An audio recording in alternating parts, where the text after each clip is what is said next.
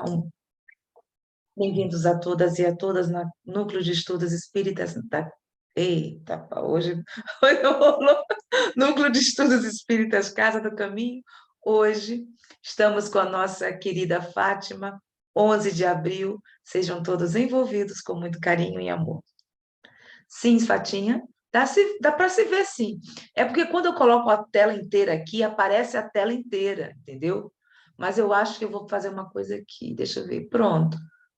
Muda, coloca no segundo build, no segundo, para nós podermos. Passa um adiante, Fatinha, por favor. Para você ver. Tá bom, tá bom, tá bom, tá Ok? ótimo. Vamos lá. Então, Bem-vinda, vamos minha lá. linda. Um abraço. Obrigada. Uma boa tarde, uma boa noite. Né? Que Jesus prossiga nos abençoando. Hoje nós vamos continuar estudando aí as bem-aventuranças, né? São reflexões muito lindas. Então, bem-aventurados os misericordiosos, porque alcançarão misericórdia.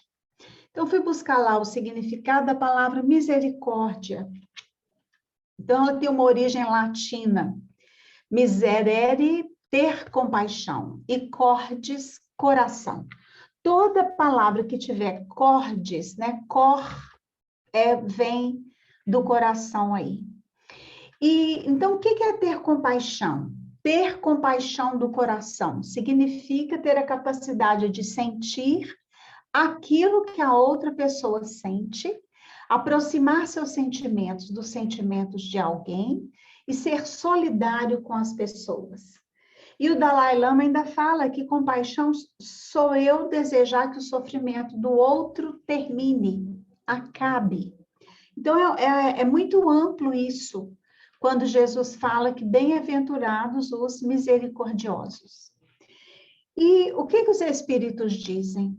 A misericórdia é o complemento da brandura, porque aquele que não for misericordioso não poderá ser brando e pacífico. Ela consiste no esquecimento e no perdão das ofensas.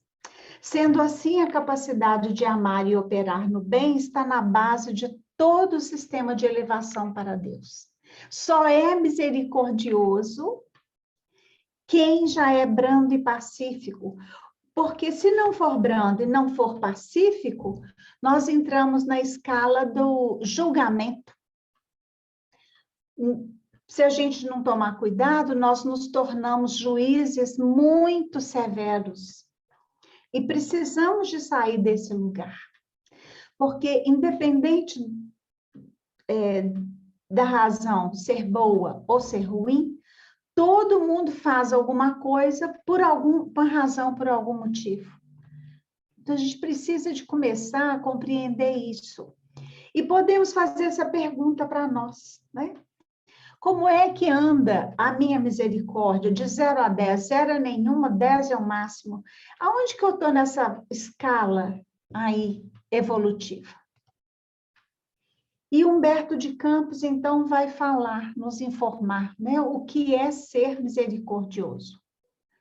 Então, bem-aventurados os misericordiosos, que se compadecem dos justos e dos injustos, dos ricos, dos pobres, dos bons e dos maus, entendendo que não existem criaturas sem problemas, sempre dispostos à obra do auxílio fraterno a todos, porque no dia de visitação da luta e da dificuldade, receberão o apoio e a colaboração de quem necessitem.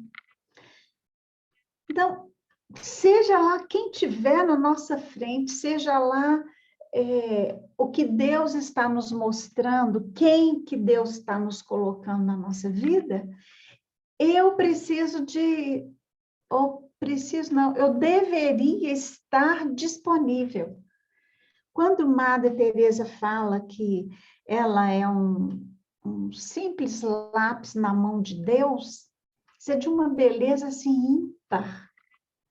E Emmanuel tem uma mensagem que ele fala que se a caneta de ouro se recusa a escrever, o lápis é muito bem-vindo, o lápis terá uma enorme importância. Então, será que nós estamos nos compadecendo dos ditadores, dos perversos, dos cruéis. E compadecer e ter misericórdia não é sinônimo de que a gente concorde com essa criatura, de jeito nenhum. Nós podemos discordar 100% da criatura, mas eu posso ter misericórdia. Eu posso trazer meu coração e oferecê-lo para outra criatura, abrir. O que eu posso te ajudar? Posso fazer alguma coisa? O que eu devo fazer por você? E nesse período de expiação e prova do planeta Terra, onde a gente vê a loucura assim, invadindo o planeta, como diz Joana de Ângeles, uma onda de loucura varre a Terra. E que a gente respire, ore em ritmo de respiração, para que a gente não entre nessa loucura. É o conselho da Joana de Ângeles. E é um conselho muito profundo, muito sério, para a gente pensar. A gente tem que trazer para nós, né? Eu estou me compadecendo. Olha, compadecer-se do justo, do que sofre, do que é oprimido é fácil. Mas nós precisamos de dar um passo a mais, além desses, que a gente se compadeça, que a gente tenha misericórdia do injusto, do cruel, do perverso, do pior psicopata que tiver na face da terra. Então, faça essa pergunta, né? Será que eu já dou conta? A gente começa assim, não, eu vou orar. Não dou conta nem de orar por esses perversos. Aí a gente pede para Jesus, pede para a Mãe Santíssima, que eles façam alguma coisa. É o primeiro passo. Se nós fizermos isso todo dia, se nós orarmos todos os dias por essas criaturas, olha, já estaremos dando um grande passo na nossa trajetória evolutiva. Então, fica aí uma tarefa para nós. A partir de hoje, eu vou orar todos os dias para as criaturas mais perversas que existirem na Terra. É um trabalho maravilhoso que a gente pode fazer. Primeiro, que estamos deixando de rejeitar o cruel que há em nós. Quanto mais eu rejeito de fora, é porque eu estou me rejeitando. Então, é algo também para a gente pensar, porque no estágio evolutivo da Terra, nós somos espelhos uns dos outros. Gente, se alguém quiser fazer algum comentário, qualquer coisa... Patinha, qual é o livro de Humberto de Campos? Não é Boa Nova? Eu posso conferir depois para você? Pode sim. Eu acho muito Está lá interessante... no EAD, Ah, tá certo, tudo bem. Eu lá. acho muito interessante o que você está falando, porque quantas vezes também já não fomos iguais a essas pessoas que criticamos, Sim, né?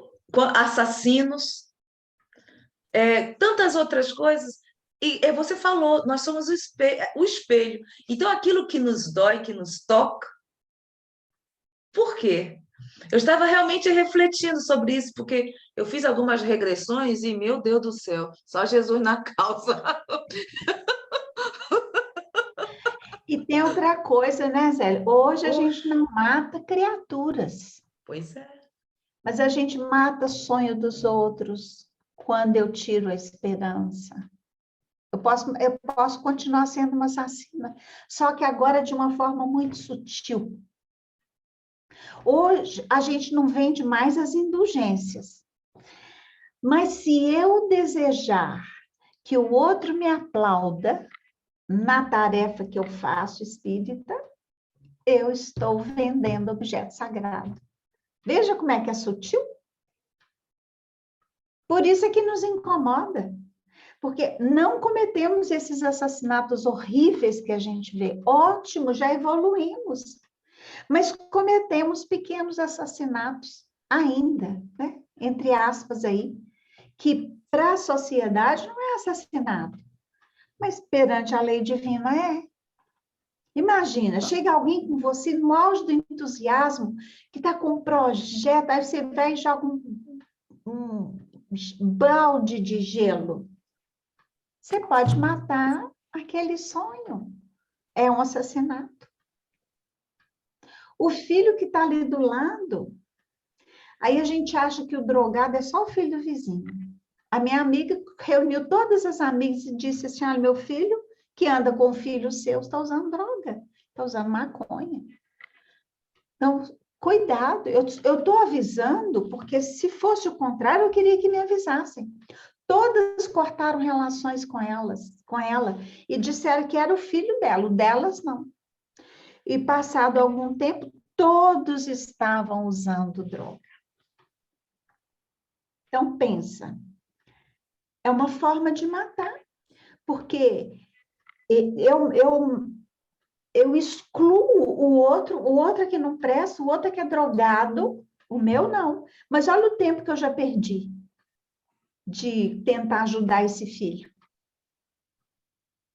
Então, tem muitas formas, né, de matar, tem muitas formas de trair, vai por aí afora. Né? O Dilson quer fazer uma pergunta. Sim, sim. Oi, Não é Odilson. pergunta, não é pergunta, é uma afirmação de André Luiz, não lembro a obra que ele falou. Ele falou, tudo aquilo que você critica nos outros, você fez ou vai fazer. E eu já me peguei várias vezes nessa fraqueza. Porque o outro, como você disse, é o nosso espelho. Nós somos espelhos, um no espelho do outro. Nós somos todos iguais. Você falou em orar para os criminosos. Quando eu vou deitar, eu oro todo dia para aqueles que cometem toda ordem de crimes. Não esqueço nunca, jamais. E nós não podemos nunca esquecer. Isso mesmo. De orar para aqueles que andam no caminho da trevoso. Porque a gente está nas trevas, nós não somos iluminados. A gente pensa que é, mas não é. E tem hora que a gente escorrega, né, Odilson? E como? Olha, e feio, né? Aí cai as máscaras, né, seu Dilson? Cai as máscaras, né? As assassinas, pedófilos que estão em nós. São as personas de Joana e as sombras que Joana fala. Somos todos ensombrados ainda, ensombriados, sei lá como fala. Cheios de sombra mesmo. Eu acho interessante que, por mais que coloquemos máscaras para sermos os bonzinhos, os perfeitos e tudo, não tem jeito, porque somos muito, muito ignorantes ainda, e um dia cai. Um dia cai. E nós estamos por isso, né, Fatinha? Por isso que o Sócrates leu lá no templo de Delfos, conhece-te mesmo? O Araque perguntou a ele, você é o mais sábio de Atenas. Não, senhor, eu só sei que nada sei. Nós temos que saber que nada sabemos. Quanto mais sei que nada sei. Somos ignorantes. Isso mesmo. Boa noite. E aí os espíritos vão dizer, Fátima, né? Somos carentes de misericórdia. Fátima, eu acho que é o Sandro. Sandro, Sandro. O teu volume está baixo. Meu volume está baixo? Não, Sandro. E agora? Agora melhorou. Melhorou. Boa noite a todos. Fátima, agora sim. Eu faço aqui uma reflexão no que tu estás a dizer e eu questiono-me, será que não somos nós que, de alguma forma, ainda não conseguimos emancipar-nos da sociedade? Porque quando nós falamos que no grupo tu estavas a falar que todos começaram, todos usavam drogas, mas as mães diziam que era só a do outro. Será que nós não temos, nós ainda nos falta essa humildade, ou melhor, falta-nos emanciparmos-nos de sermos diferentes e deixarmos de ser a manada e andarmos atrás da manada e dizer, porque sim, eu acho que muitas vezes as pessoas refugiam-se porque não têm coragem de assumir o que a sociedade irá lhes dizer, ou de que forma é que a sociedade irá lhes ver. Eu concordo com você, Sandra, é muito orgulho mesmo. E por trás do orgulho, por causa do orgulho, muitas atitudes que precisam ser tomadas assim, imediatamente não são. Tem uma mensagem Não vou me lembrar de qual espírito, mas é assim, por que mais sofremos? Não é por ter o filho deficiente, mas é o orgulho de não termos um filho saudável. A mensagem do começo ao fim é isso. Então, na verdade, não é um problema em si, é o orgulho, é a petulância, é a prepotência que está por trás. Eu concordo plenamente com você. Se nós, então, todos somos carentes de misericórdia, precisamos, para recebê-la, exercê-la com parentes, amigos, inimigos, superiores, subalternos, porque é dando que se recebe, ou seja, o que oferecemos à vida, a vida nos restitui. Praticando o perdão, experimentamos o consolo de sermos perdoados. Todos nós aqui precisamos ser perdoados. Alguns de nós até em umas atitudes mais graves, outros em atitudes mais singelas, mas que a gente andou machucando alguém. Então, quanto mais amor eu ofereço, quanto mais perdão eu ofereço, mais a vida vai me dar em troca, porque é a lei da vida. Dando é que se recebe, né? Então, situados como devedores, que somos todos nós perante a lei, a misericórdia por nós operada voltará em nosso benefício, atenuando, por sua vez, os nossos débitos. Então, Joana fala assim, ela tem uma fala linda, né? Toda ferida que você ajudar a fechar no outro é uma sua que se fecha. Cada vez que eu conseguir acolher alguém, atender alguém, fazer algo por alguém, as feridas de alma estão sendo fechadas na criatura, mas as minhas automaticamente também estão sendo. Essa desculpa, enquanto eu tiver ferida na alma, eu não vou poder ajudar ninguém. Isso é egoísmo. Olha, se fizer isso, ninguém vai ajudar ninguém na face da terra. Quem não tem ferida de alma? Os colos, os abraços, os beijos que não recebemos, os coros, os castigos injustos que nós recebemos. O dia que a gente estava lá, criança, profundamente triste, ninguém parou para perguntar o que a gente estava sentindo, e vai por aí afora. Fora as feridas que nós recebemos de outras vidas, as feridas ancestrais. Então, né? Fátima, E o Beto? deixa-me só interromper-te aqui um bocado, porque aquilo que tu estás a dizer realmente é bastante profundo, porque como nós não somos perfeitos e com certeza temos sempre situações pendentes na nossa vida que muitas vezes nos interrogamos se somos capazes ou se como é que nós podemos ajudar o próximo se nós muitas vezes não conseguimos ajudar os que estão muito mais próximos de nós? É verdade. A gente vai treinando, sabe, Sandro? Às vezes é mais fácil ajudar o de fora. Vai treinando. E depois trazemos isso para dentro da nossa casa. Porque fazemos Emmanuel exatamente fala o inverso. Sim? Desculpa, só tentar perceber. Então, nesse caso, fazemos exatamente o inverso. Vamos de fora para dentro. Ótimo. Mas quem não dá conta ainda, faça de fora. Começa a treinar lá fora. É um treino. Nós temos que começar. O ideal era de dentro. Exato. E quem não dá conta ainda de dentro, ajude lá fora. Mas o Emmanuel fala, não adianta sermos benfeitores de 1000, se não convivemos bem com 4, 5 pessoas entre 4 paredes. É o que você acabou de falar aí, né? Mas entre eu não fazer nada, nem para os de dentro, nem para os de fora, se eu não dou conta ainda de fazer algo pelos de dentro, comece fazendo do lado de fora, comece fazendo alguma coisa em algum lugar. Mas sabes, Fátima, de vez em quando parece, vem um sentimento quase de hipocrisia. Quer dizer, aqui ao teu lado tu não consegues, mas lá fora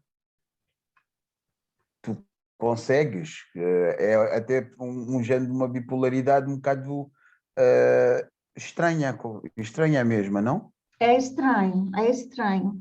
Mas às vezes a criatura, para ela tá tão difícil fazer para os de dentro. Muitas pessoas me fazem essa pergunta, eu falo, o que é o mais fácil para você? Começar com os de fora, então começa. A criatura tem que começar, né? Exato, o importante é começar, é fazer. É começar, é romper, sabe, Sandra? É como se tivesse assim uma crosta em volta da criatura, ela quebra e começa a fazer. Mas ainda tem muita crosta. Na medida que elas vão saindo, aí a criatura vai dando conta. Eu falo muito com as pessoas, que eu falo isso para mim, estou falando para mim. Deixa de ser juíza severa. Se você deixar de ser juíza severa dos de dentro de casa, você dará conta. E é assim que estamos dando conta. Deixa de ser juíza severa. Mas, Fatinha, Oi. Fatinha, nós não sabemos que a maioria dos casos que nós temos de familiares mais próximos são justamente aquelas pessoas no qual estamos mais em débito.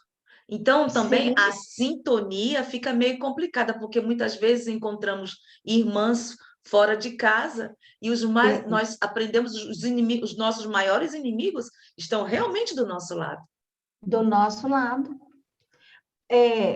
Por isso que a gente tem que fazer essa campanha de ter misericórdia. Ao invés da gente pensar, nossa, o que essa criatura fez comigo? Nossa, o que eu fiz com essa criatura? Quando a gente muda a pergunta, fica fácil a gente ser mais doce e suave dentro de casa. Mas é treino, né? Nós temos que treinar. Então, Berto Rohde vem dizer que verdade é que o cristianismo, isso aqui é lindo, não é simplesmente a religião da ética ou da verdade, ele é essencialmente místico, na sua infinita verticalidade divina. Mas também é certo que ninguém chega a essas alturas místicas da direta experiência de Deus se não se exaurir em caridades éticas para com seus semelhantes. E depois de atingir as vicissitudes da mística, nunca deixará de manifestar, pelo segundo mandamento, o primeiro e maior de todos os mandamentos. Amarás o Senhor teu Deus de todo o teu coração, de toda a tua alma, e ao próximo como a ti mesmo. Então, o cristianismo que Jesus veio nos ensinar é essa experiência divina, estar com Deus, permitir aceitar a paternidade divina. Nós ficamos brigando, a gente não aceita essa paternidade. A gente tem que pôr na cabeça que nós somos filhos de Deus. Se somos filhos de Deus, Ele não nos abandona em tempo algum. É nunca. E quantas vezes a gente se sente completamente abandonado sem sermos? Então, ele fala assim, o homem plenamente crístico é dinamicamente solidário. Essa solidariedade dinâmica do homem cristificado não exclui, mas inclui a solidão espiritual do místico. O homem crístico é por dentro unicamente de Deus e por fora de todas as criaturas de Deus. Ele criou isso, ao invés de colocar criatura, porque ele fala, quem cria gado, cria isso, cria aquilo, então ele colocou com E para fazer essa diferença. Mas olha que imagem maravilhosa. O homem crístico internamente, ele é unicamente de Deus, mas por fora de todas as criaturas. Então, quanto mais a gente desenvolver o nosso eu crístico, esse eu divino, essa chama divina que somos todos nós, a gente vai desarmando. A gente não terá mais preconceito com A, preconceito com B. Espírito evoluído não tem preconceito nenhum. Então, Eu gosto muito de fazer essa escala de 0 a 10 para mim. Que nota você se dá em relação ao preconceito? E você vai citando preconceito racial, preconceito pelas escolhas homoafetivas. Vai fazendo as escolhas. Vai fazendo essa sua escala. Se estamos tão preconceituosos, ainda não somos de todas as criaturas de Deus. Ainda não nos oferecemos 100%. Mas se eu começar a oferecer 1%, já está ótimo, é o primeiro passo. E devagarzinho a gente vai treinando. Oh, quando eu era muito jovem, o seu Virgílio, depois que ele desencarnou, ele assumiu o movimento espírita de Minas Gerais. Cada estado tem um espírito responsável. Ele é citado num dos livros do Manuel Filomeno de Miranda. Ele é muito especial. E ele falava para a gente, na minha mocidade, eu tinha 16, 17, 18 anos, século passado, milênio passado.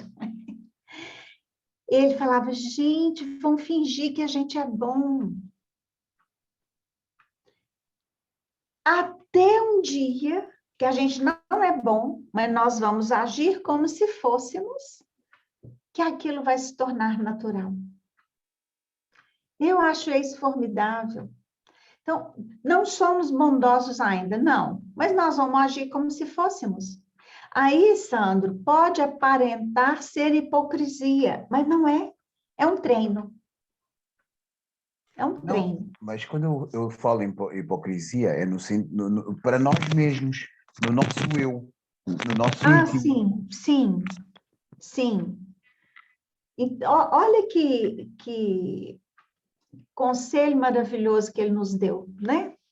Ninguém pode ser firme e fecundamente solidário com os homens se não for sólida e profundamente solitário em Deus. A fraternidade humana supõe a paternidade de Deus. Quem aceita a paternidade de Deus vai se tornando mais fraterno, mais manso, né? Não se sente abandonado. Às vezes nós estamos profundamente a sós, é verdade, mas desamparados nunca. Pode ser que nossos familiares nos abandonaram, amigo, todo mundo, não tem problema. Deus não nos abandona nunca. É essa certeza que a gente precisa de ter, é a certeza da paternidade de Deus. Ora, se Deus está permitindo que cada um de nós passe o que cada um de nós está passando, é para o nosso aprendizado. É porque essa lição é a melhor para mim. Problema financeiro, problema de doença, traição, abandono de amigos, preconceito, seja lá o que for, porque todos nós aqui estamos passando. A gente não tem chance de sentar e conversar um com o outro para contar nossas histórias, mas com certeza todos estamos passando. A pergunta é, o que eu tenho que aprender com isso? Não é mais por quê. Não. Bobagem. Se eu estou vivendo, eu preciso. Mas é para quê? O que eu tenho que aprender com isso tudo? Essa é a questão. Então, os misericordiosos, diz Huberto Holden, o livro dele chama O Sermão da Montanha, é belíssimo. Receberão misericórdia não por parte dos homens aos quais mostraram misericórdia, mas por parte de Deus, em cujo divino amor está radicada a verdadeira caridade humana e de cujo seio brota sem cessar. Olha, então a gente vai fazer o bem e não vão esperar nada em troca. Problema do outro. Se agradeceu, é problema do outro. Se não agradeceu, também é problema do outro. Porque a misericórdia que receberemos será de Deus.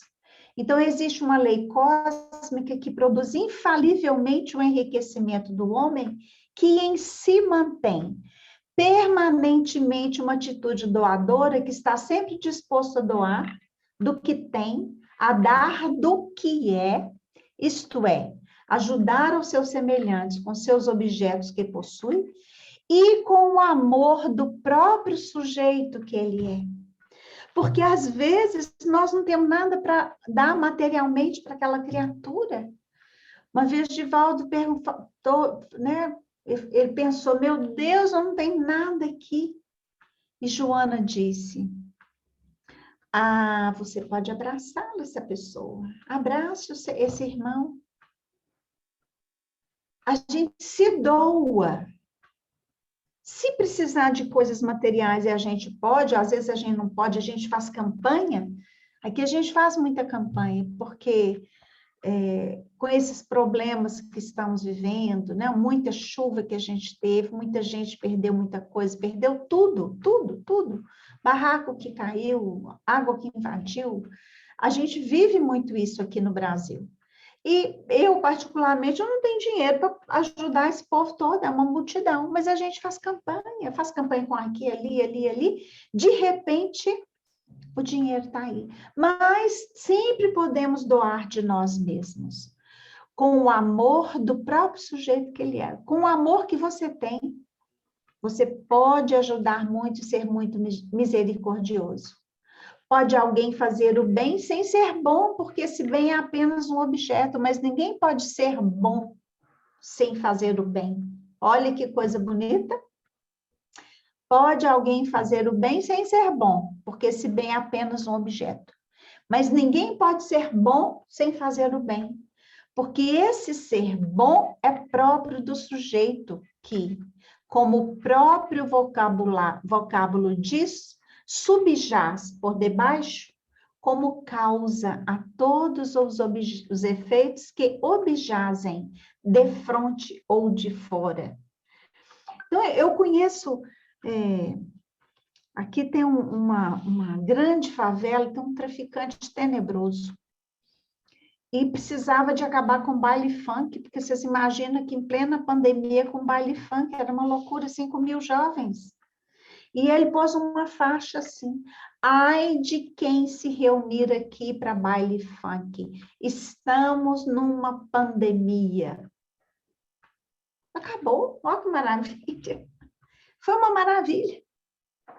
Ele é um traficante mora, ele destrói a vida de milhões de pessoas com a tragédia da droga. Mas nem a polícia conseguia barrar.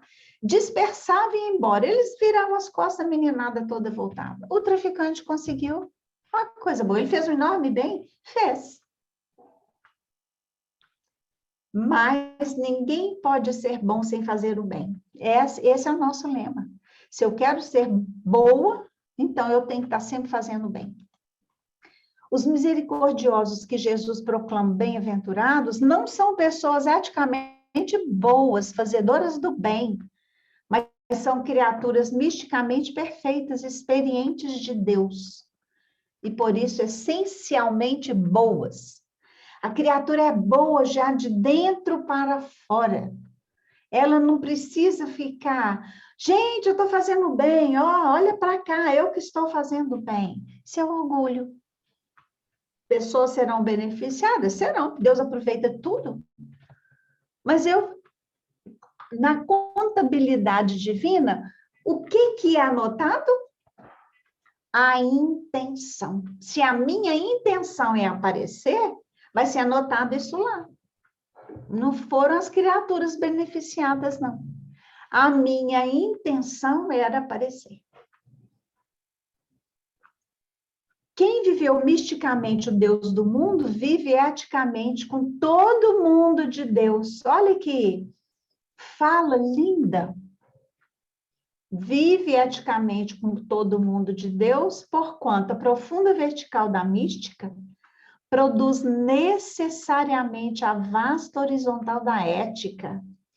É esta grandiosa matemática cósmica da verdade libertadora. Então, se eu tenho Deus em mim,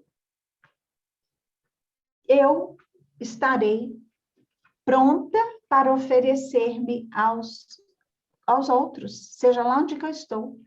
E conhecereis a verdade e ela vos libertará. Esses misericordiosos receberão a misericórdia não dos homens, mas de Deus. A misericórdia que eles fazem a seus semelhantes não é a causa, mas é condição para que recebam misericórdia de Deus, porque ninguém pode merecer causalmente uma dádiva divina. Eu tenho que essa conexão com Deus. Essa é a principal coisa que nós precisamos de fazer. E como a gente anda desconectado dele. Deus está aí. Ah, Deus me abandonou. Não.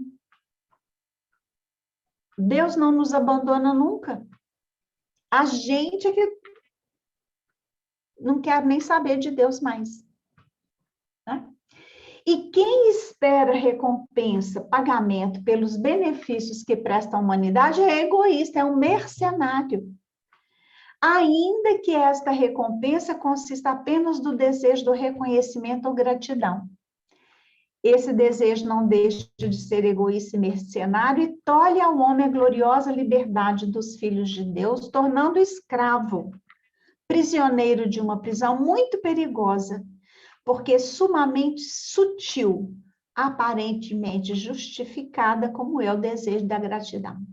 Se eu desejo que as pessoas me agradeçam, eu já caí numa cadeia. Isso é comércio. Ó, Deus, eu vou ajudar a Zelinha. Ah, mas a Zelinha tem que me agradecer, ela tem que ser grata comigo. Não, ela deveria ser grata por ela ser uma pessoa grata. Ótimo, toda vez que a gente receber qualquer coisa, a gente deve agradecer mesmo. Eu acho linda a cultura japonesa. As crianças atravessam a rua, elas viram para o motorista fazer aquele gesto do namastê. Tudo elas fazem o namastê, tudo. Para o professor, para quem elas permitiram que elas atravessassem a rua. É a cultura da gratidão. A nossa é a cultura da ingratidão. Por que não educamos nossos filhos desde pequenininho? Desde pequenininho a gente deveria. A mãe lá fez um bolo gostoso, ensina para o filho, agradeça a mamãe. Aí você está ensinando para o seu filho. Deu banho, agradeça, ensina o filho a agradecer. Ensinar o filho a agradecer a professora, ensinar o filho a agradecer o moço lá da padaria, tudo a gente vai ensinar a agradecer. Nós precisávamos de viver mais nessa gratidão que a gente não vive, né? O beneficiado, é certo, tem a obrigação de ser grato, quem recebe. Mas o benfeitor não tem o direito de esperar gratidão. Percebe a diferença? Todos deveríamos ser gratos, naturalmente.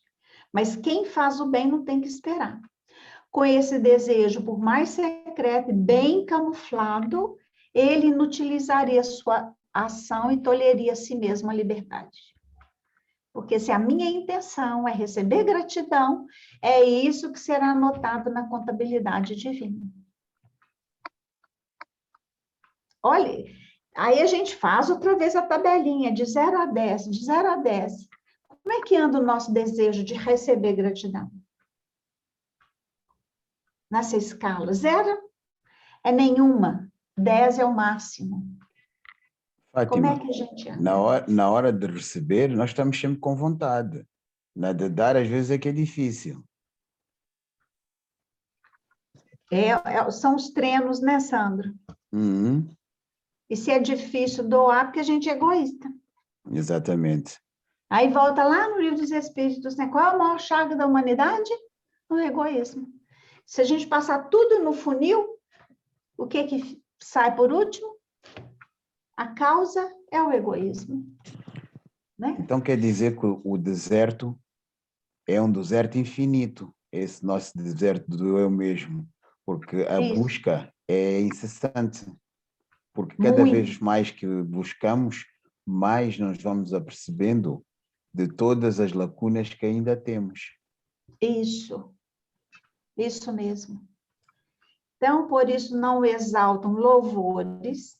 Olha que bonito isso daqui. Quem está fazendo bem por querer fazer o bem, Ele não o exaltam louvores, nem o deprimem censuras. É indiferente a vivas e as vaias, aplausos, apupos, bem-querenças, mal-querenças, porque se libertou definitivamente de todas as prisões, de todas as escravidões do homem profano, do homem velho, e se revestiu da leve e luminosa vestimenta do novo homem liberto pela verdade. Nossa! Ele não está preocupado se está aplaudindo, se estão julgando, se o estão caluniando. O problema é de quem fizer isso, não é dele, né? E aí, toda a vida de São Francisco é uma afirmação permanente de que a natureza não é inconsciente. Compreende a linguagem do homem quando esta deixa o plano teórico da análise mental e passa para a misteriosa zona vital ou espiritual. Ele conversava com as plantas, com as flores, com as pedras. Joana de Ângeli diz que ele via o som das cores e as cores do som. E agora a ciência está conseguindo, não sei se vocês viram, é lindo. Eles estão gravando com um instrumento muito sofisticado, um aparelho muito sofisticado, o som de cada planta. Cada planta tem seu som. Forma uma música. Sim, eu por acaso já vi, tem uns músicos que estão a fazer a própria música com esse tipo de som. Eu já vi. Com os sons das plantas, olha que maravilha. São Francisco já sabia disso há muito tempo, sem usar droga, hein? Detalhe, né? Que às vezes o drogado, dependendo do tipo de droga, ele vai ter alucinação e ele faz isso, mas São Francisco era o natural, né? Bem-aventurados os limpos de coração, porque eles verão a Deus. Então, quem são os limpos de coração? Os que não possuem manchas morais são os puros. O esforço de purificação desenvolvido ao longo das reencarnações é o objetivo essencial daqueles que se encontram conscientes da necessidade de aperfeiçoamento espiritual. Uma superfície limpa é capaz de refletir a luz. Quanto mais limpa, mais nítido é o reflexo. Da mesma forma, um coração puro reflete a luz divina. Porque a luz, ela não se suja com as impurezas. Se você jogar um jato de luz no charco, a luz não vai ficar suja com a sujeira do charco. Agora, se eu sou um vaso divino, quanto mais transparente eu for, mais a luz divina se manifesta tal qual ela é. A má utilização do livre-arbítrio nos macula, fazendo com que gravitemos ao redor de espíritos impuros, em razão da lei de afinidade. Ah, ora por mim, vamos orar sim. A pessoa entra ano, sai ano, está numa obsessão louca, uma obsessão louca, uma obsessão louca, obsessão louca, 30 anos de espiritismo. Eu falei, não vai adiantar ficar rezando para você, se você não mudar seu padrão mental. Aí um tanto de espírito é doutrinado, mas tem outro tanto que chega, porque o padrão não muda. É o padrão da queixa, da reclamação, nada tá bom, tudo tá ruim. Aí reclama de tudo. Qual que é a vacina para queixa? Só tem uma, qual que é? Scotch na boca. Gratidão. Comece a experimentar, ao invés de queixar, você vai agradecer. É impressionante como que a gente para de queixar. Aí, se tudo que acontecer na vida, nós vamos agradecendo, não é assim que Paulo fala? Em tudo, dai graças. Choveu, agradece. Veio sol, agradece. Veio doença, agradece. Sarou, agradece. Não sarou, agradece. A gente vai ficar parecendo louco. Ah, deixa aparecer. Não tem problema. Então, a vacina para a queixa é a gratidão. E os poliqueixosos são deprimidos. Aí tem um bando de espírito muito orgulhoso, principalmente nós espíritas. Eu, deprimida, eu vou me tratar, mas nem... Aqui a gente usa muito uma expressão, né? Nem que a vaca tussa. Não vou. Orgulho. Aí fica essas pessoas envelhecendo insuportáveis, cavando solidão. Os filhos não aguentam, os netos não aguentam, vai para casa do vovô, da vovó. As pragas só vão reclamar. Quem que aguenta? Ninguém aguenta. Nem eles estão se aguentando. Aí faça a sua escala de 0 a 10, né? Eu não estou com nenhuma não me queixo, 0. Ou eu sou 10 na queixa.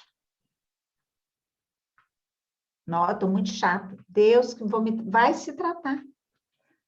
Ah, precisou de tomar antidepressivo? Tome, não tem problema. Qual o problema? O problema é ficar do jeito que está. Porque o deprimido, em sua maioria, eles são muito poliqueixosos. O poliqueixoso está numa faixa de vibração muito pesada. E tem vários exercícios. Olha que perigo. 2 minutos que eu fico olhando para baixo, entramos em depressão. Isso é pesquisa. Fátima, 2 minutos que eu olho para cima, eu saio da depressão. Sim. Fátima, eu pergunto. Hoje em dia, as pessoas não estão a ter muito mais dificuldades em compreender o mundo que está a mudar tão rapidamente? Estamos vivendo uma loucura. Os cientistas estão chegando à conclusão de que informação demais faz mal. Porque a gente não dá conta de acompanhar, nós não damos conta. Então, os estímulos são muitos. Para mexer com o celular, a gente deveria mexer com ele mais alto. Não, a gente vira a cabeça para baixo. Mexe no computador, vira a cabeça para baixo. É por isso que essa geração está toda deprimida. Criança deprimida, bebê deprimido, adolescente deprimido, velho deprimido, adulto deprimido. E também, né, Sandro, a gente precisa de se conhecer. Essa viagem nós não podemos deixar de fazer. E é uma das mais difíceis. Então, a gente tem que parar um pouco, desacelerar um pouco. Né? Encontrar com amigos, ou tomar um cafezinho com pão de queijo. E eu faço meu pão de queijo, que é uma delícia. Viu? Receita da roça. Cadê isso? Não está acontecendo mais. Então, essa proximidade está fazendo muita falta. As clínicas de idosos estão vendo o estrago de não permitir visita. Eles estão muito piores, mas é muito. Então, a gente está precisando de rever isso. O mundo está essa loucura. Mas nós é que não podemos entrar nessa loucura do mundo, né? Pela asepsia de pensamentos, como pela seleção de atitudes, nos tornamos pessoas melhores. Nós vamos ter que fazer uma asepsia no nosso pensamento. Ai, passa o álcool na mão e lava a mão toda hora, não sei o quê, não sei o quê, não sei o quê. Ótimo. Mas e a do pensamento? Será que a gente está passando álcool em gel nos pensamentos? Será que estamos desinfetando nossos pensamentos? Ô, Fatinha, nós sempre conversamos que quem menos tem, mais colabora às vezes com a sociedade. Lembra da marmita? Que o mendigo estava lá, tinha só aquela marmitinha, chega, vai e compartilha com os demais. Né? Enquanto os que têm ou que mais têm são os mais egoístas, desculpa, entre aspas, mas aquelas pessoas que menos têm é o que mais doam. Aqui também eu vejo isso. Justamente as pessoas que às vezes menos têm é o que mais cooperam. Impressionante, é o mas óvulo da viúva, né? Você acha que é uma questão, porque temporariamente esta pessoa está, entre aspas, pobre, porque às vezes até ela pediu, tu achas que seja uma maturidade do espírito? Ah, não resta dúvida. A Joana fala que o período da falta, da pobreza, é para o espírito treinar, para quando ele vier na fartura, ele não ser egoísta. Porque quando a gente vem na falta, nós que já passamos pela falta, nós é que sabemos. O que vale uma roupa que você, mesmo que você ganhe? É um presente. Alguém que dá um pão, se você está com fome, São os treinos, fora que há espíritos mais evoluídos que se predispõem a reencarnar para nos ensinar. Agora, a gente está vendo atualmente um grupo grande de milionários, só que eles são jovens, estão com uma visão diferente, estão fazendo muito. A dona do Canvas, ela é muito jovem, é a segunda mulher mais rica da Austrália. Ela é muito jovem. Ela doou a maior parte da fortuna para acabar, ou pelo menos diminuir, a miséria extrema da Terra. Tá, saiu há poucos dias. Então, a gente está vendo vários milionários fazendo isso. Então, a gente fica pensando, olha, jovem, com certeza são espíritos mais evoluídos que vieram nesse lugar para fazer a diferença. Porque estão nascendo espíritos muito evoluídos, desde a favela até o palácio, para revolucionar a Terra. Então, quando uma jovem dessa fala, não preciso de tantos bilhões para viver, não é um espírito qualquer, né, Zélia? É espírito evoluído, maduro. Um coração limpo é, no dizer evangélico, o sentimento destituído de maldade, capaz de perceber, sentir e operar no bem pela prática da caridade. Para tanto, é importante se ajustar aos princípios evangélicos e espíritas, incorporando-os como regra de conduta. Um coração limpo reflete sempre a grandeza e a bondade do Criador. Aí, se a gente quer ter esse coração limpo, nós temos que treinar a deixar de sermos juízes dos outros. Sai desse lugar. Sai. Problema do outro, se matou, se no que for. Mas quando a gente vai ouvir a história do assassino, eu já me fiz muito essa pergunta. Nossa, eu no lugar dessa pessoa, talvez teria feito pior. Porque eu já atendi assassino. Aquele menino novo. A gente concorda com o ato? Não. Mas a gente precisa de compreender o assassino. E às vezes a gente, descemos a lenha, criticamos, xingamos, tomara que morra, que vá para o meio dos infernos. Mas aí não é quem está com o coração puro, né? Bem-aventurados os limpos de coração, que projetam a claridade de seus intentos puros sobre todas as situações, todas as coisas, porque encontrarão a melhor parte da vida em todos os lugares, conseguindo penetrar a grandeza dos propósitos divinos.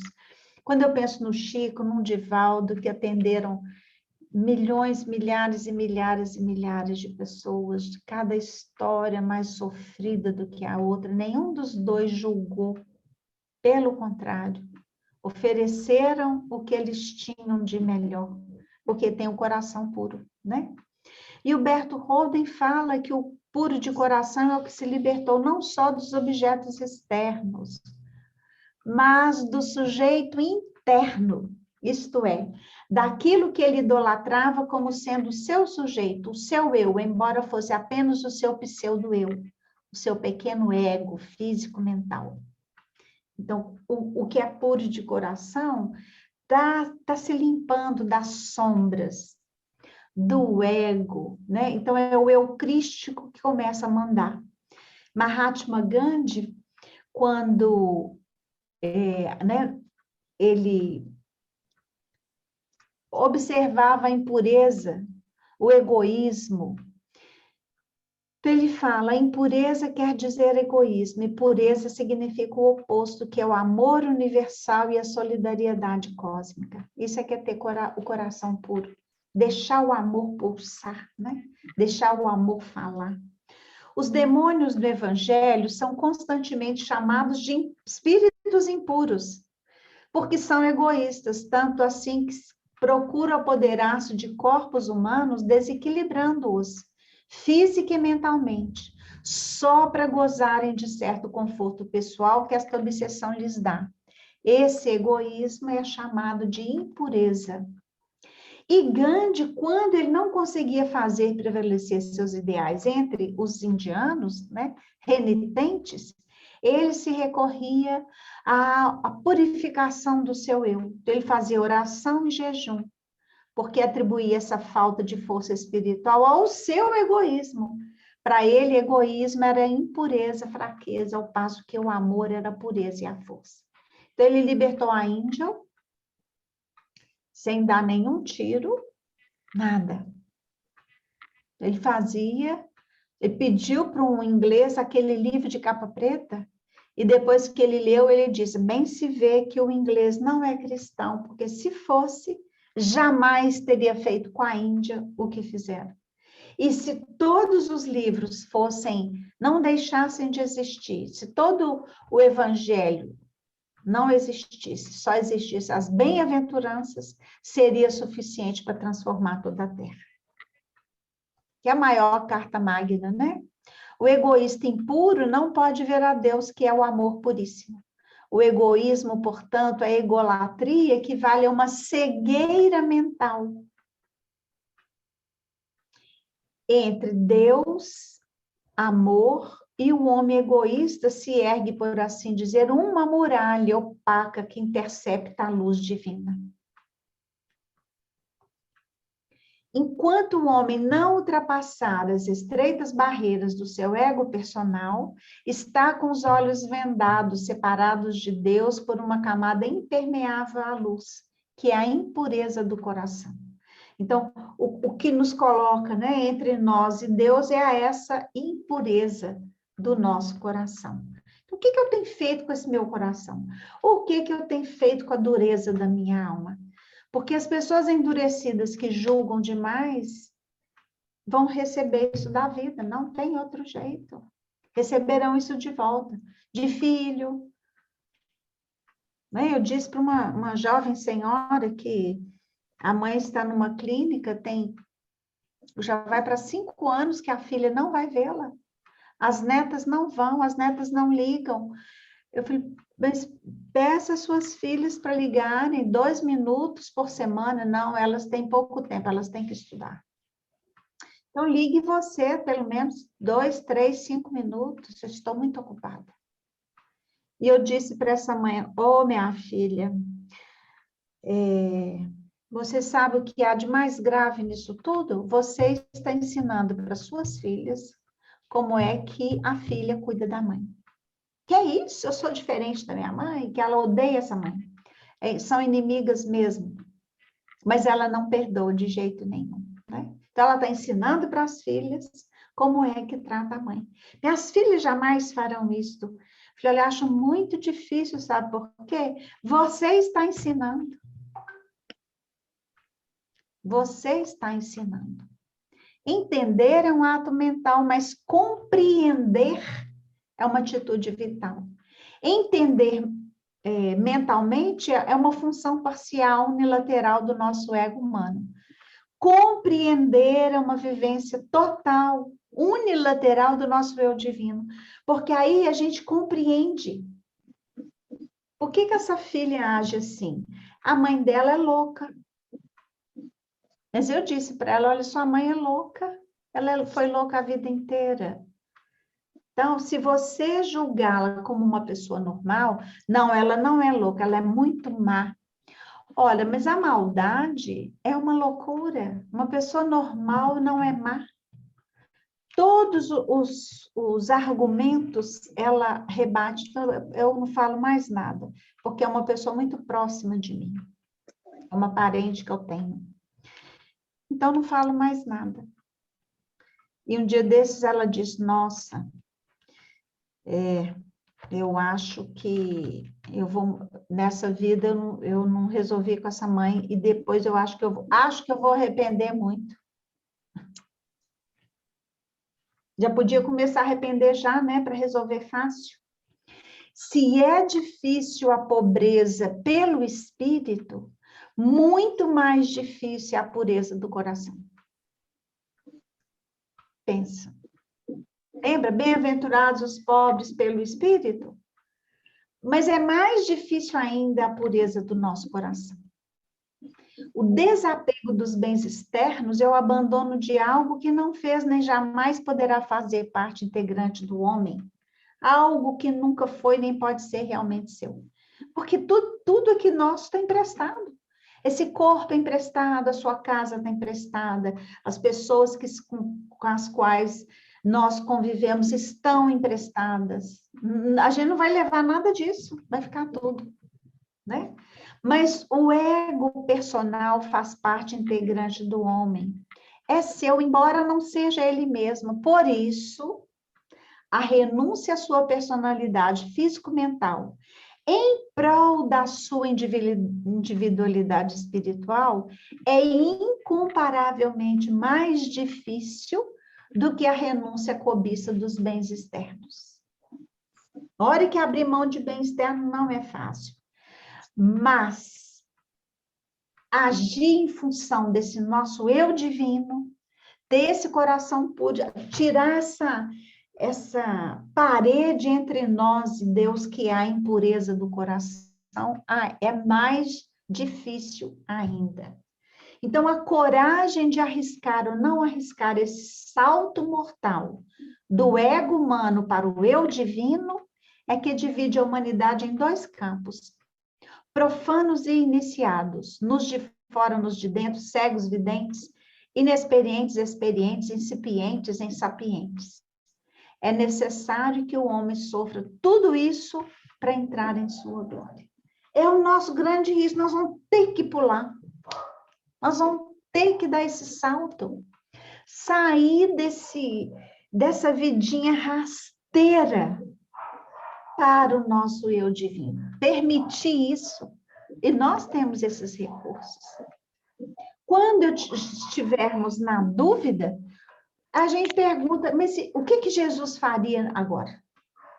Não teremos dúvida. Então, é isso que eu preciso de fazer. Eu achei essa imagem lindíssima. Coragem de arriscar este salto mortal do ego humano para o eu divino. E o que nós estamos vivendo agora em pleno Apocalipse de João? Exatamente isso. Quem vai dar o salto vai ficar na Terra. Quem não quiser dar o salto vai para um planeta primitivo.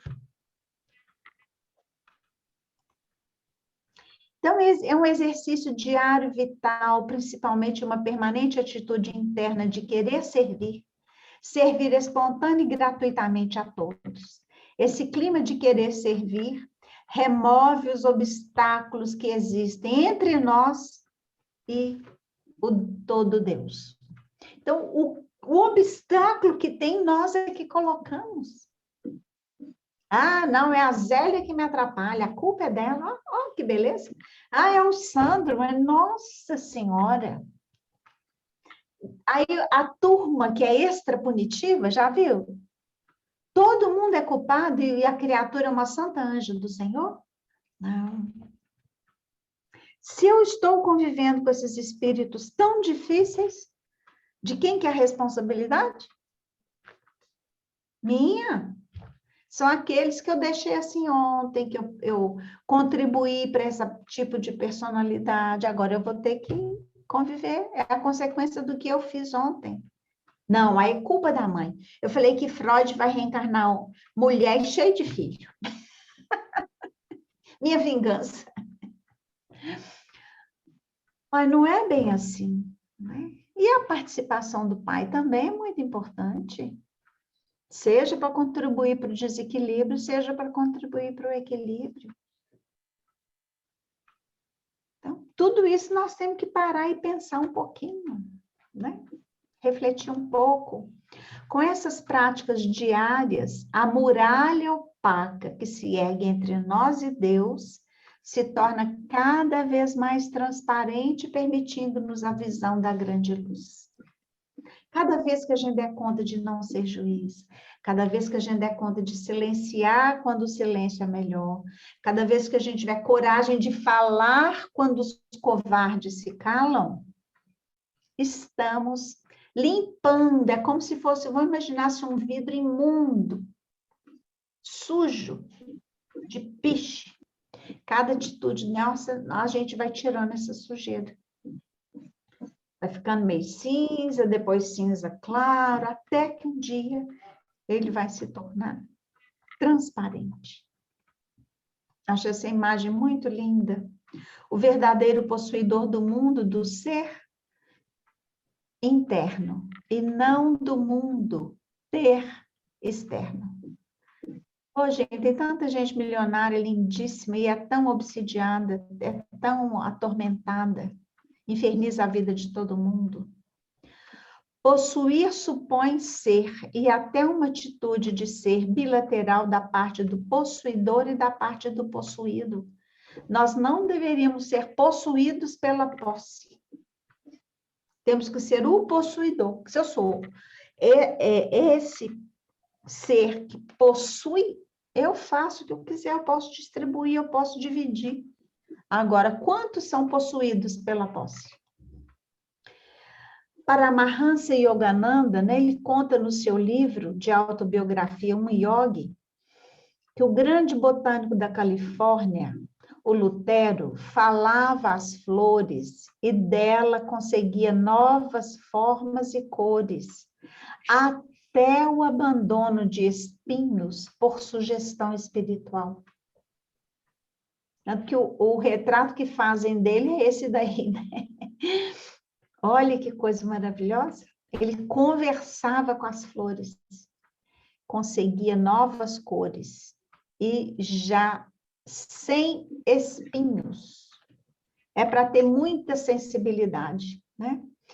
Também no famosinho livro lá, né? Era uma revista, não sei nem se ainda tem, que essa aqui é velha. O elefante estava muito violento, né? Muito violento, e ele seria morto. Mas aí um indiano chegou e começa a falar com ele. Na verdade, ele começou a cantar, né? Músicas indianas suaves.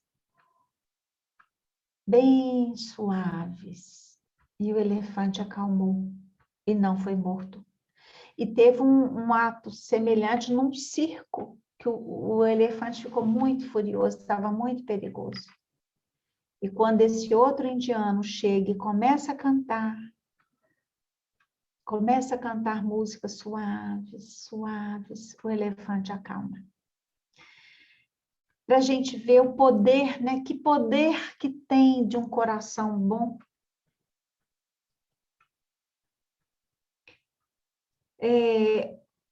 Aí, Zélia, não sei se a gente começa a nova ou paramos por aqui e se alguém quiser fazer algum comentário, a gente também pode. É porque são aqui 20 e 12.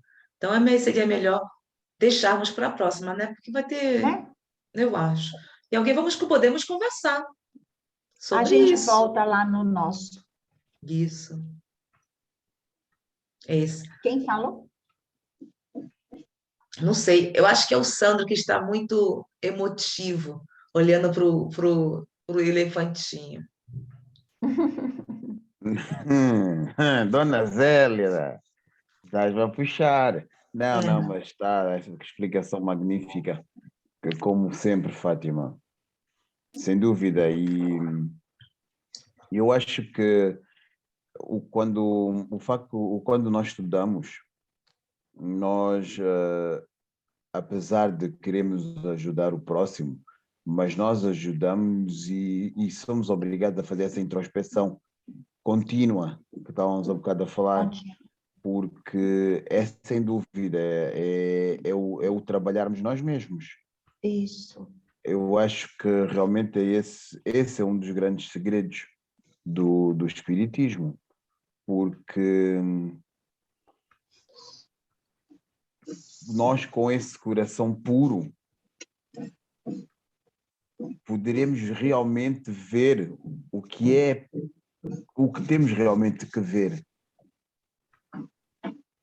Isso mesmo, Sandra.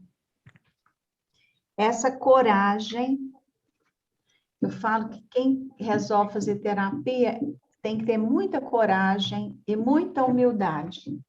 Às vezes eu escuto assim, eu vou falar o que nem eu quero ouvir. Não é fácil, né? Reconhecer. Chega reclamando do marido, da esposa, e no final das contas reconhece que quem está precisando de mudar é a própria criatura. Então, o egoísta, o orgulhoso vai fazer isso? Não. Eu tô... Para anjo só falta morrer, porque eu vou ficar lá no céu, né? Tocando harpa e comendo uva. Não é assim? Não. Então, essa coragem, esse trabalho tem que ser diário. E essas pequenas reflexões, peraí, por que que essa criatura que é tão autoritária está me incomodando assim? Porque eu estou vendo minha parte que é autoritária nela. Ah, mas eu sou tão doce. Ah, pode ser doce. Eu conheço muitos autoritários que não alteram a voz, aquela voz mansinha. E são muito autoritários. É tudo muito relativo, né? Muito relativo. E porque porque lá está, a primeira imagem que nós temos de uma pessoa autoritária, de uma pessoa que aproveita-se de alguma forma de outra, é sempre de uma forma agressiva, de uma forma explosiva, de uma forma violenta. E eu penso que realmente aquilo que acabaste de dizer será mais gravoso essa forma subtil de o fazer, porque é muito mais ténua e ninguém à volta muitas vezes se apercebe. Isso mesmo. Dá para. Vocês estão me ouvindo, Paty? Sim, ó, Thelminha aí. Tá boa, querida. Oi, Eu estava Lívia. sem saber, eu estou sem headphone. Nossa, que estudo delicioso, Fátima. Que maravilha, não, delícia. Mas o assunto é muito bonito, né? Com certeza. Sabe, eu acho interessante que nós voltamos. Vocês duas sabem muito bem o que nós vamos falar. Bom, eu digo eu, né? Que às vezes não tem carro, que às vezes nem dinheiro, tem nada, como Fatinha falou, para oferecer. E às vezes passa o dia todo trabalhando e chega com a alegria no centro espírita, porque sabe que tem que cumprir com a sua tarefa. E hoje em dia as coisas estão mais complicadas, porque, como você falou, existe a gente está sempre a reclamar, ou isso, aquilo outro. Mas antigamente, no Brasil, para quem é brasileiro, sabe que às vezes de um bairro para o outro leva 1 ou 2 horas de ônibus, não é? Então, essa coisa que você estava falando do reclamar, eu conheci muito, porque eu também sou reclamona. Aí eu falei, também tenho que eu tenho que estar vendo porque eu estou reclamando tanto. Então, puxo minhas orelhas. Então, é interessante que é bem mais fácil hoje em dia do que antigamente. Até os ônibus não necessitam fazer aquela volta toda. E nós tínhamos essa força de vontade de ir, de executar, de fazer, de cumprir com a nossa tarefa. Hoje as coisas estão bem mais fáceis, às vezes temos veículos, isso, aquilo outro, mas sempre damos desculpas, é como você falou, Fatinha, da parte da multimédia. Tem tantas informações que nós não damos conta. Mas antigamente nós dávamos conta de termos tanto trabalho, de passar o dia todo trabalhando e chegarmos com aquela coisa, uma coisa assim dentro da gente, sabe? Com alegria, sabendo que nós temos que cumprir com a nossa tarefa. E hoje eu não entendo isso, Fátima. Mesmo tendo todas as oportunidades, fica cada vez mais difícil de colocar isso em prática. Você poderia me dizer o porquê? Você tem ideia? Quando eu lembro de Jesus, né? Jesus, Paulo, quantos quilômetros que eles andavam a pé. Eu estava vendo o mapa, né, do percurso de Paulo, o mapa do percurso de Jesus é gigantesco, é gigantesco. Creio eu, Zélia, que há um reforço maior, um olhar maior para as pessoas que são assim.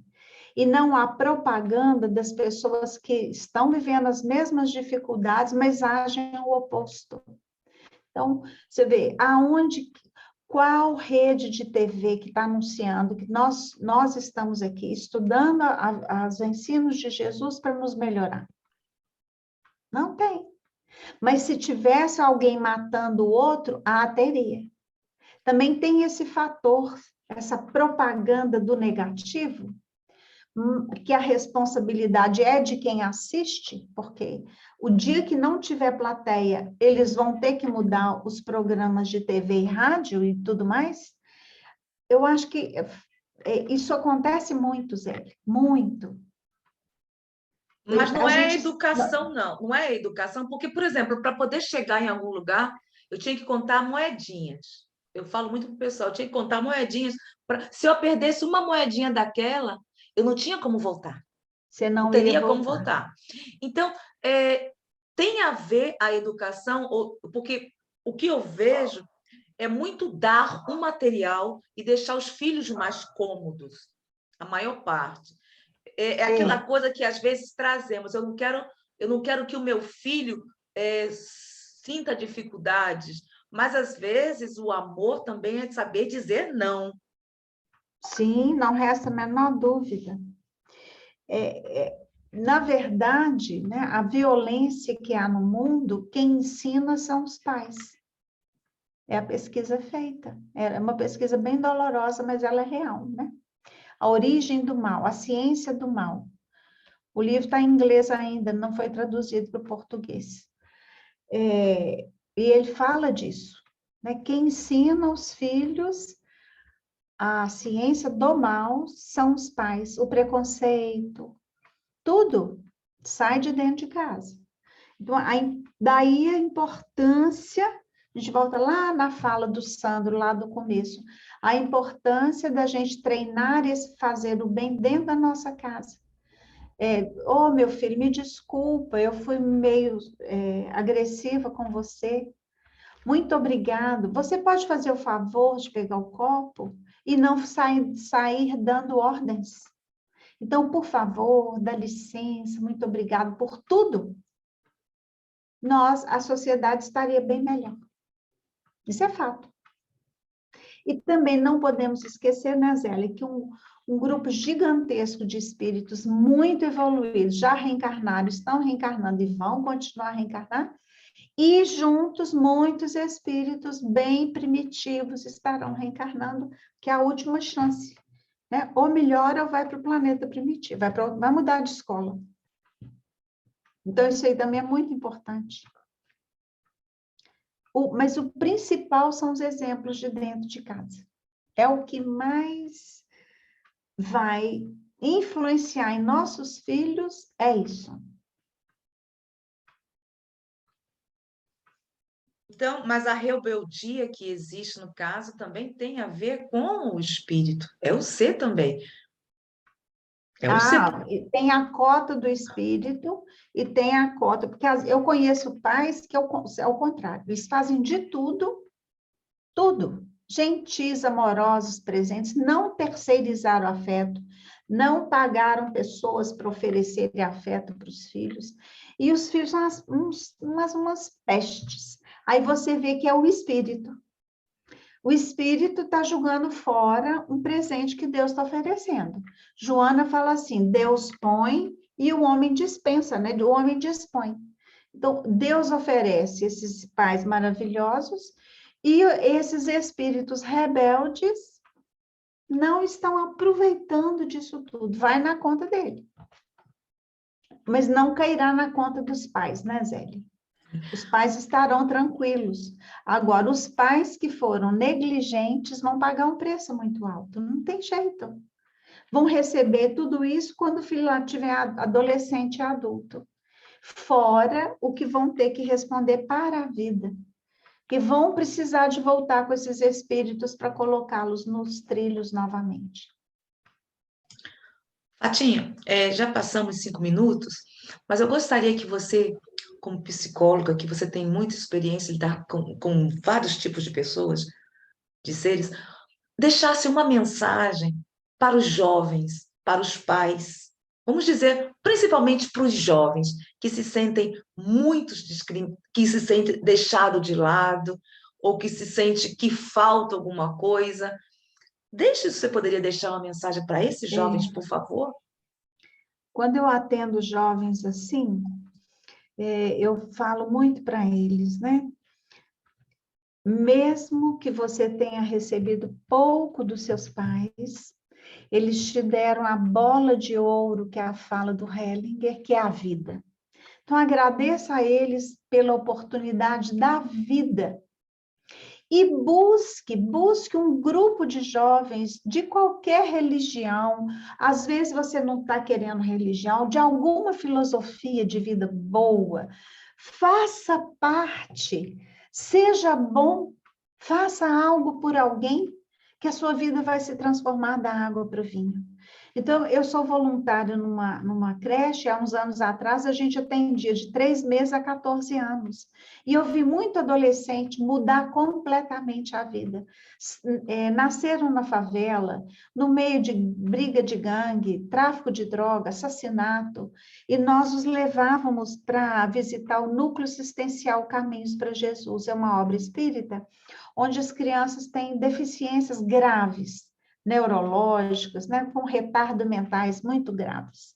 E a gente levava essa meninada ao sábado pela manhã.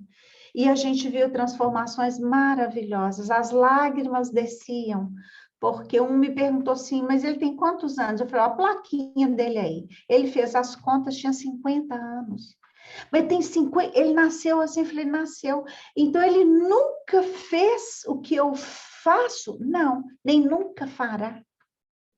Isso, Zélia, deles ver esses tinha bebezinho, tinha criança, já tinha adultos, nesse estado, toca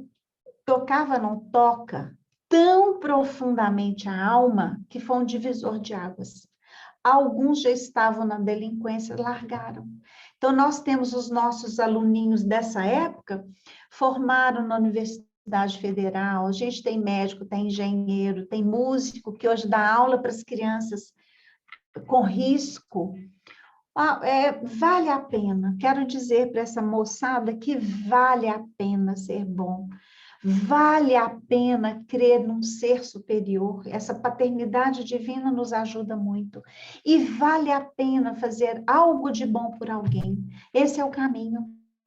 É o caminho que eu tenho percebido enquanto psicóloga atuando junto de comunidades assim carentes, de ver a mudança de vida desses jovens. Vale a pena ser bom.